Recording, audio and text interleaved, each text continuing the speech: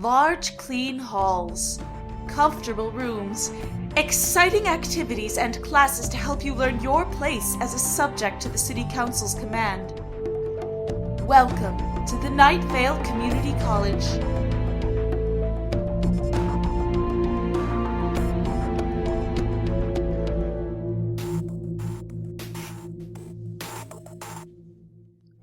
Good morning, fellow students. I'm your host, wishing you a delightful, lective journey in this beautiful, relatively new, but growing progressively and inevitably older with each new terrifying millisecond day. Rejoice, for the universe has allowed you one more day to live and, more importantly, be educated. And, of course, because the City Council has allowed the universe to give you such benefits. Now, without further ado, the news. Earlier today, fellow student Amy T. Allwright, member of the astronomy department and self-proclaimed comet connoisseur, was tragically, although somewhat ironically, struck by a force from the skies above. Yes, that is right, students. She was hit by a lightning bolt.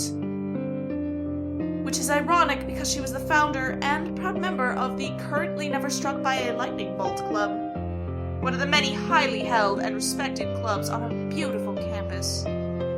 Unfortunately, after her fatal encounter, her name had to be removed from the club that she herself had founded, and undoubtedly held dear to her heart, which is now also, unfortunately, a pile of ash and a black goop which appears to be alive. At the very least, more so than Amy, and at this moment the goop has not yet pronounced a statement on the matter.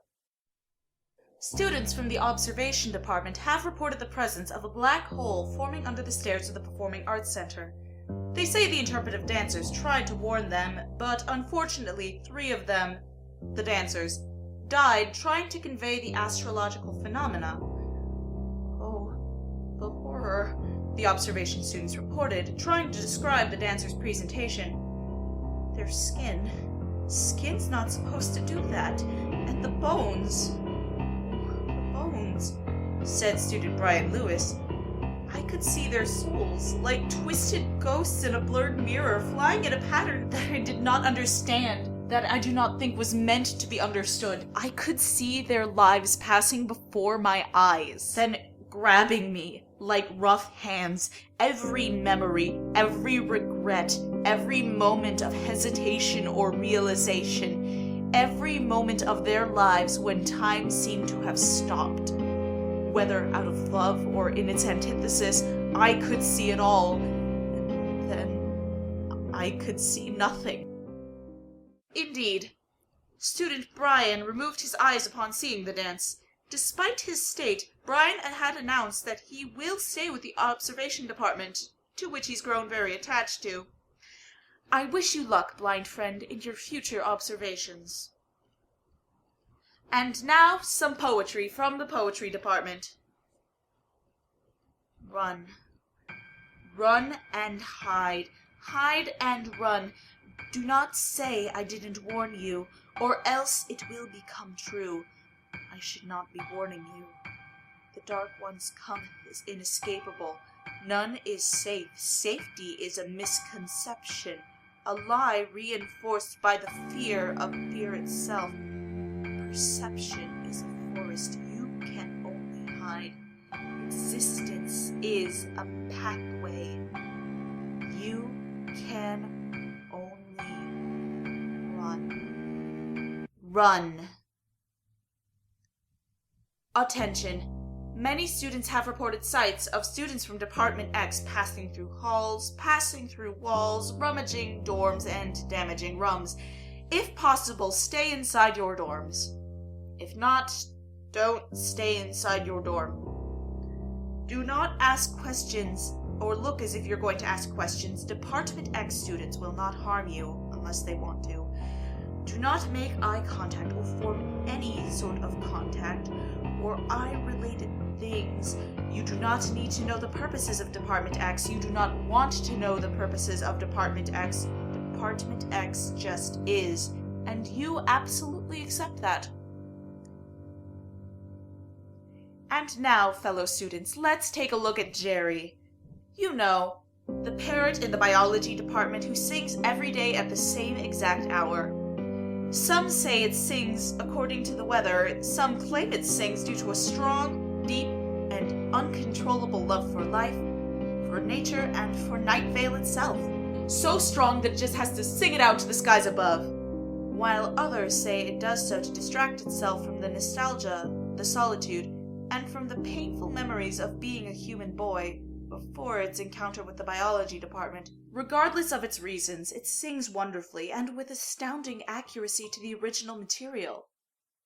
But that is to be expected, I guess, of parrots.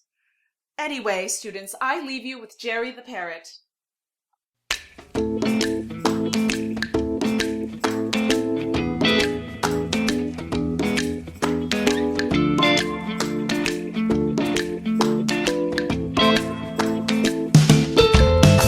The wax inside my ear won't let me hear the words you have to say.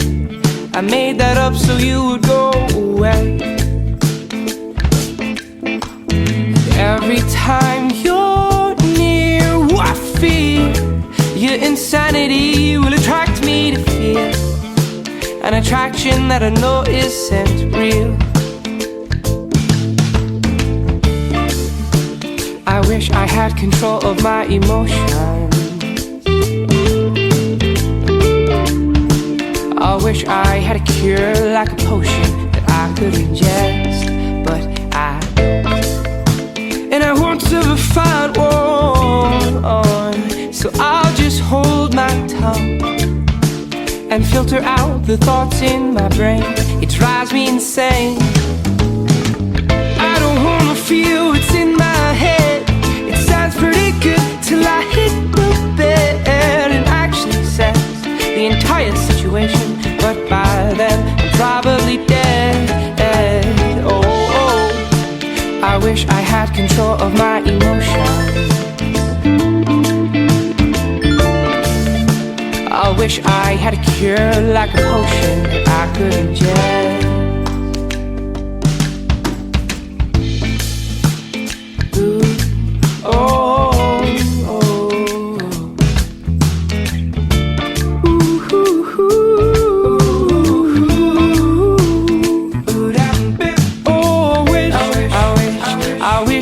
Control of my emotions. Oh, oh, I wish I had control. Oh, 'cause maybe then I wouldn't have to lie. Oh, 'cause maybe then I wouldn't have to lie. Oh, maybe then I wouldn't have to. Until then, oh, until then,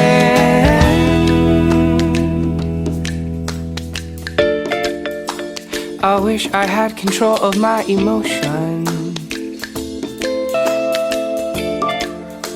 I wish I had a cure like a potion.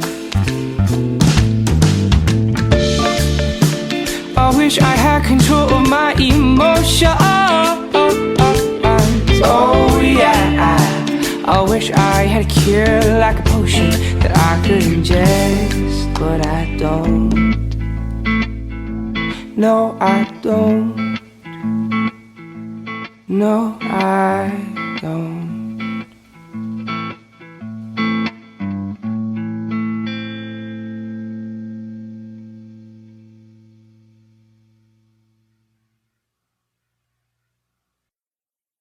Fellow students, I've just been, if I'm allowed the pun, struck by game-changing information. The climate department has just reported that it seems that the lightning bolts have developed a concept of irony, which would explain why they killed Amy. When I say game-changing information, I literally mean it, since the basketball game will now have rules changed due to the fact that our college basketball team is, as you know, called the Strikers, which makes them the easiest targets in this situation. With the application of the new rules, dodging lightning rays will count from 5 to 10 points depending on the intensity of rays, and both the execution and beauty of the dodge. Messengers have been sent to all other towns to notify the change. The one sent to Desert Bluffs was, of course, properly kidnapped on his way there by the kidnapping department. In other news, the black hole continues to expand and has now completely devoured the Performing Arts Center. Students in the Science Center, based on yet unfinished calculations, have come to the conclusion that it will reach the Science Center within a few seconds. The conclusion is not to be fully believed, however, since their calculations have been irresponsibly left unfinished. They claim they had to leave them unfinished in order to run for their lives and, their words, not mine, escape imminent death. Sure is easy to find excuses, isn't it? Such a lack of commitment to science, if you ask me. I see things really haven't been the same since my banishment. I'm sorry. I got a little personal there for a moment. My apologies, fellow students. And now, some instructions. Open all the doors you can find, physical and metaphorical. Take the longest route to the place you feared most as a child. Look up. Contemplate the stars, whether or not they are truly there. Speak all the words you know. Mumble all the words you don't know. Shout all the words your shadow knows, and whisper all the words the voices in your head doubtfully claim to know. Dream of new words and new ways to communicate them, and make them reach the stars. Close your eyes, deny the stars ever existed, forget their sight, their influence on your thoughts, and in the perceptions of the world around you, and your place in it. Forget their light and the hollow darkness around it that seems to become darker in contrast. Deny your feelings towards the stars until you feeling them is no longer enough to assure their existence. Make the light become a concept. Drown it in nihilism. See nothing, feel nothing, become nothing, and deny that you ever were something. Open your eyes and feel comforted by the sight of the stars. Feel terrified because your perceptions and convictions have no power over the truth.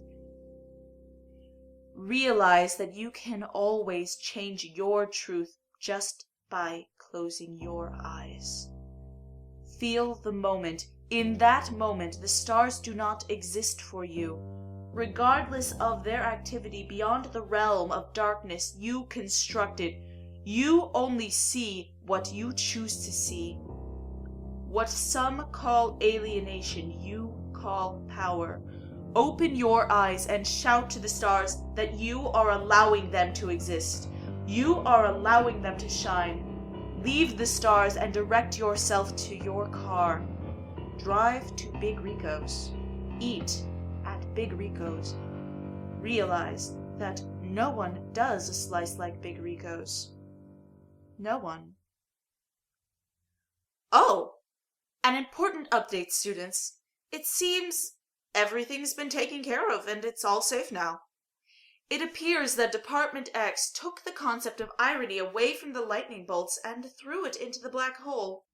Considering how ironic it would be for the devourer of all things to end up being devoured, the black hole collapsed on itself, ceasing to exist by the City Council's official parameters of existence.